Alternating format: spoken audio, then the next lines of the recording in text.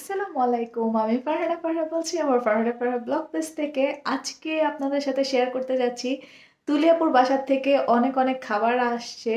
তো কি খাবার আসছে সেগুলোই আপনাদের সাথে আজকে শেয়ার করব। তুলি আপু হচ্ছে আমার খালাতো বোন। তো ওর খালাকে খাওয়ানোর জন্য অনেক রকম আইটেম রান্না করে পাঠিয়ে দিয়েছে। তো সেগুলোই আজকে আপনাদের সাথে শেয়ার করব। আসুন।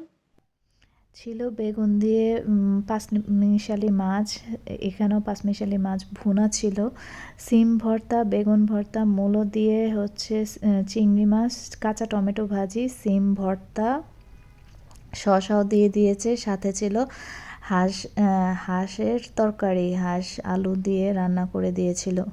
তুলি আপু বিকালে আসবে মানে সন্ধ্যার পরে আসবে আর সাথে আসবে হচ্ছে রিনি খালা। তো ওদের জন্য কিছু নাস্তা বানাবো। তো আমি আর আম্মু মিলে ডিসাইড করি আজকে বাইরের কিছু খাবার আনবো না। তো ঘরে কি বানানো যায়। তো হঠাৎ করে মনে হলো যে একটু মোগলাই বানাই। আর আমি যেহেতু শীতের সময় নুডলস পাকোড়া করি তো ওইটাই আজকে করব। তো সেটার রেসিপিও আজকে দেখবেন। নুডলস পাকোড়ার রেসিপি আমার ব্লগে আগেও আছে। তো নুডলস পাকোড়ার রেসিপিটা আজকে দেখাবো না, মোগলাইয়ের রেসিপিটা দেখাবো। তো সবাই সাথে থাকবেন। মোগলাই বানানোর জন্য ডো তৈরি করার জন্য এরকম বল নিয়ে নিয়েছিলাম। তারপরে আমি এখানে 2 মগ ময়দা নিয়ে নিলাম, সাথে দিয়ে দিলাম লবণ। আমি একটু চিনিও দেই। তো একটু চিনি দিলে হয় কি একটু মচমচাটা বেশি হয় আর আমার কাছে মনে হয়। তো ডো বানানোর সময় তো অবশ্যই তেল দিতে হবে, আর তেল না দিলে আপনার ডোটা ভালো মতো হবে না। আর তেল দিয়ে আপনারা দেখবেন এটা সুন্দর মতো মানে এরকম বল বল তৈরি হয় কি না। তৈরি না হলে, আটকে না থাকলে তখন আরেকটু তেল দিয়ে আর হালকা কুসুম গরম পানি দিয়ে ডোটা তৈরি করে নেবেন। তাহলে দেখবেন ডোটা অনেক তুলতুলে হবে আর মোলায়েম হবে। আমি এখানে একটু মাখবো আর গরম পানিটা একেবারেই দিব না, অল্প অল্প করে দিব আর মাখবো। তো এই দেখেন আমার ডোটা তৈরি হয়ে গিয়েছে। এখন আমি কিছুক্ষণ ঢেকে রাখবো। আর মোগলাই যেহেতু ডিম দিয়েই তৈরি করা হয়, তো আমি এখানে কাঁচামরিচ, পেঁয়াজ কেটে নিলাম, লবণ দিয়ে নিলাম, ডিম ফাটানোর জন্য যা যা দরকার তাই আমি রেডি করছিলাম। তো আমি একটু ডিম ফাটানোর সময় হলুদের গুঁড়ো দিয়ে দেই। এটা আপনাদের ব্যক্তিগত ব্যাপার, যারা যারা দিতে চান দিবেন, না দিলেও চলে।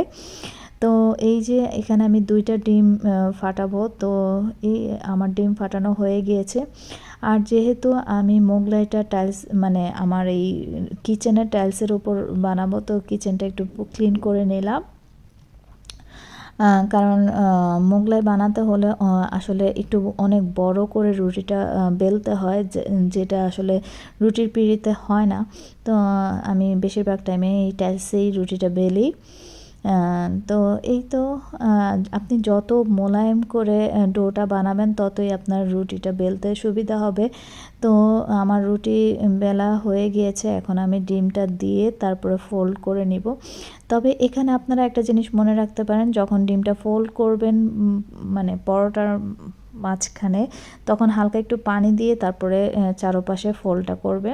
তো এই তো তেলে দিয়ে দিলাম, তেলটা একটু উপরে মানে ছড়িয়ে ছিটিয়ে দিবেন। তো আমার নিচের দিকটা একটু হয়ে গিয়েছে, আমি উল্টিয়ে দিলাম। এই তো আমার মোগলাই ফাইনাল লুক। আম্মু এগুলো পিস পিস করছিল সবার জন্য। তো যারা যারা মোগলাই রেসিপি চেয়েছিলেন তারা তারা কমেন্ট করে জানাবেন। আর ভিডিওটি ভালো লাগলে লাইক, কমেন্ট, শেয়ার করবেন। আল্লাহ হাফেজ।